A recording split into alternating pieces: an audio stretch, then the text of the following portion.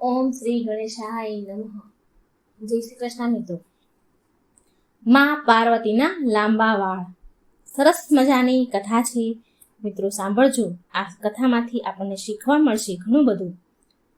ઓમ નમઃ શિવાય. શિવ શક્તિની જય. માં પાર્વતી અને ભગવાન શિવ ભ્રમણ કરવા માટે નીકળ્યા હતા. ભ્રમણ કરતા કરતા આમ તેમ ફરતા હતા. માં પાર્વતીના લાંબા વાળ બહુ ગૂંચવાઈ ગયા, બહુ ગૂંચ થઈ ગઈ, બહુ ઉલઝી ગયા વાળ, જેનાથી માં પાર્વતીને બહુ હેરાન પરેશાની થઈ રહી હતી. તેમને સારું લાગી રહ્યું ન હતું, ચીડચીડા પણ થતું હતું, તેમને અકળામણ થતું હતું વાળની ગૂંચના કારણે. તો એમનું મોઢું સારું ન હતું. તો ભગવાન શિવ બોલ્યા કે શું થયું દેવી પાર્વતી, કંઈક ચિંતામાં હેરાન હો એવું મને લાગે છે. એટલે માં પાર્વતી બોલ્યા કે સ્વામી, ભ્રમણ કરતા કરતા મેં ધ્યાન જ ન આપ્યું અને મારા વાળ બહુ ગૂંચવાઈ ગયા છે, બહુ ગૂંચ થઈ ગઈ છે. કેટલાય દિવસોથી મેં વાળ ધોયા નથી. હું વિચાર કરી રહી છું કે સામે જો પેલી નદી છે ને તેના તટ પર જઈ અને મારા વાળ ધોઈ નાખું, એટલે મારા વાળમાંથી મેલ નીકળી જશે અને ચોખ્ખા થઈ જશે અને સીધા થઈ જશે, ગૂંચ નીકળી જશે. એટલે શિવજી બોલ્યા, ઠીક છે દેવી, હું અહીં આ વૃક્ષ નીચે થોડો આરામ કરી લઉં અને તમે નદીના તટ પર જઈ તમારા વાળ ધોઈ નાખો. ત્યાર પછી આપણે આગળની યાત્રા શરૂ કરશું અને પછી કૈલાસ જઈશું. પછી મામા પાર્વતી બોલ્યા, ઠીક છે સ્વામી, તમે અહીં આરામ કરો અને હું વાળ ધોઈને થોડી વારમાં આવું છું. પછી ભગવાન શિવ એક વૃક્ષની છાયામાં આરામ કરવા બેસી ગયા અને મા પાર્વતી એક સાધારણ સ્ત્રીનું રૂપ લઈ નદી પર વાળ ધોવા માટે ગયા. વાળ ધોઈ લીધા પછી મા પાર્વતી નદી પર પહોંચ્યા તો જે સ્ત્રીઓ હતી ત્યાં અમુક સ્ત્રીઓ હતી, તે મા પાર્વતીના લાંબા વાળ જોવા લાગી. મા પાર્વતીને બહુ લાંબા વાળ હતા, એટલે જે સામાન્ય સ્ત્રીઓ હતી અને આ મા પાર્વતી પણ સામાન્ય રૂપમાં હતા, તો એના વાળને જોઈને ચોંકી ગઈ. એ સ્ત્રીઓને જોઈને મા પાર્વતી બોલ્યા કે બહેન, તમારી પાસે કઈ વસ્તુ છે એવી, કાસ્કો કે કઈ છે કે જેનાથી મારા વાળમાં ગૂંચ નીકળી જાય? મારા વાળમાં બહુ ગૂંચ થઈ ગઈ છે, તો એ નીકળી જાય. તો એ 3 સ્ત્રીઓ હતી, એમાંથી એક બોલી કે અમે તો અહીં નદીએ પાણી ભરવા આવ્યા છીએ, તો અમારી પાસે શું હોય? અમારી પાસે કંઈ નથી, જે હોય એ તો અમારા ઘરે હોય. તો મા પાર્વતી બોલ્યા કે તો શું તમે મારી સહાયતા કરી શકશો? તમારામાંથી કોઈ પણ મારી મદદ કરશે? મારા વાળની ગૂંચ કાઢી દેશો તમે? મને તમારી મદદની ખૂબ જ જરૂરત છે. મા પાર્વતીએ સહાયતા માંગી. તો એમાંથી એક સ્ત્રી બોલી કે અમે શું કામ તમારી મદદ કરીએ? અમે શું કામ તમારા વાળની ગૂંચ કાઢીએ? અમે આવી રીતે કોઈના વાળને હાથ નથી અડાડતા. અમારે તો નાહી ધોઈને અમારા ઘરે ભોજનની તૈયારી કરવાની હોય છે. અમે તો અહીં નદીએ પાણી ભરવા આવ્યા છીએ અને જો અમારા કપડા પર તારા વાળ પડશે તો અમારે ફરીથી નહાવું પડશે અને આટલો સમય અમારી પાસે નથી. તો ત્રીજી સ્ત્રી બોલી, હા, અમે અહીં તારા વાળની ગૂંચ કાઢવા નથી આવ્યા, નથી બેસવાના. તમારા વાળ તૂટીને અમારી સાડી પર લપેટાઈ જશે અને જો ખાવામાં ક્યાંક વાળ પડી ગયો તો અમારા ઘરના લોકો અમને બહુ ક્રોધ કરશે, અમારા ઉપર અમને બહુ બોલશે. ચાલો રે ચાલો, મોડું થાય છે, પાણી ભરીને ઘરે જઈએ. આમ કહીને એ 3 સ્ત્રી હાલતી થાય છે. એટલામાં એક ગરીબ સ્ત્રી ત્યાંથી એની બાજુમાંથી નીકળી અને મા પાર્વતી સામે જોયું. સાધારણ બનેલા મા પાર્વતી સામે જોયું તો એ ગરીબ સ્ત્રી જુએ છે તે કહે છે કે અરે બહેન, તમારા વાળમાં તો બહુ ગૂંચ થઈ છે, બહુ લાંબા વાળ છે.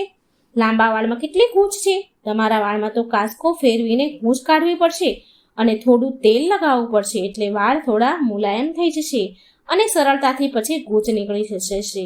તો મા પાર્વતી બોલ્યા, અચ્છા, શું તમે મારી મદદ કરશો? મારા વાળમાં ગૂંચ કાઢવામાં સહાયતા કરશો? મારી પાસે એવું કઈ વસ્તુ નથી જેનાથી હું વાળની ગૂંચ નીકાળી શકું કે વાળને હું સવારી શકું. તો પેલી 3 સ્ત્રીઓ તો હજી ત્યાં ચાલતી જ હતી, એટલે ત્યાં જ હતી.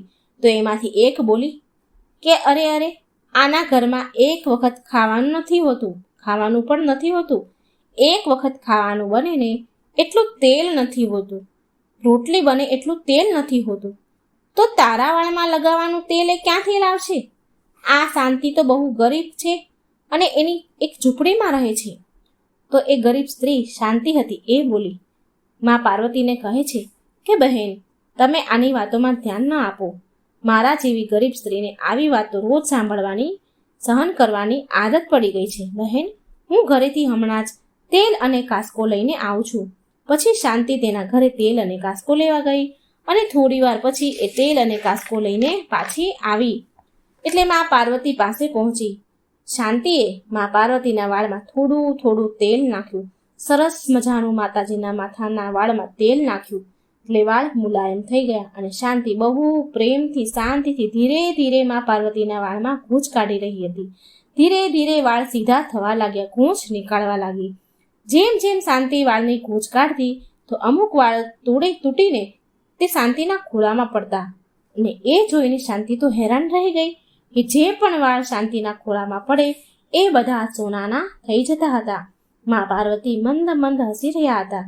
શાંતિ આ ચમત્કારને સમજી ન શકી. મા પાર્વતીના વાળની પૂરી રીતે ગૂંચ નીકળી. ઘટાદાર અને લાંબા વાળમાં પાર્વતીના વાળ સરસ થઈ ગયા, સુલજી ગયા. પણ મા પાર્વતીના વાળ તેના ખોળામાં, શાંતિના ખોળામાં પડ્યા તો તે સોનાના કેમ થઈ ગયા? તે વાતની હજી શાંતિને સમજ પડતી નથી અને એને જાણવું હતું. અચાનક શાંતિએ મા પાર્વતીના વાળમાં કાસ્કો ફેરવતા સમયે મા પાર્વતીના માથામાં પૂરું બ્રહ્માંડ જોયું અને મા પાર્વતી એના સાક્ષાત રૂપમાં આવ્યા. આ જોઈ શાંતિએ બોલી ઉઠી, મા પાર્વતી, તમે? અને એક સાધારણ સ્ત્રીના વેશમાં? મા પાર્વતી બોલી, હા બેટા, હું તારી મા પાર્વતી છું. તે મારા વાળને કેટલી સારી રીતે સુલઝાવી દીધા છે, સરસ ગૂંચ કાઢી દીધી છે અને સરસ વાળ બનાવી દીધા. તે મારા શાંતિથી ગૂંચ કાઢી દીધી. તું તો બહુ દયાળુ છો અને બધાની મદદ કરવા વાળી છો, માટે હું તારા ઉપર બહુ પ્રસન્ન છું. બેટા, જે પણ મનુષ્ય સદાય બીજાની મદદ કરે છે તેના પર હું પ્રસન્ન રહું છું અને મારી કૃપા તેના પર રાખું છું. મારા વાળ હવે સોનામાં બદલી ગયા છે. હવે તું આ સોનાના વાળને વેચી તારા જીવનને સુખમય બનાવ. મારા આશીર્વાદથી હવેથી તારા ઘરે ધન સંપત્તિનો ક્યારેય અભાવ નહીં રહે. સદા ખુશ રહો.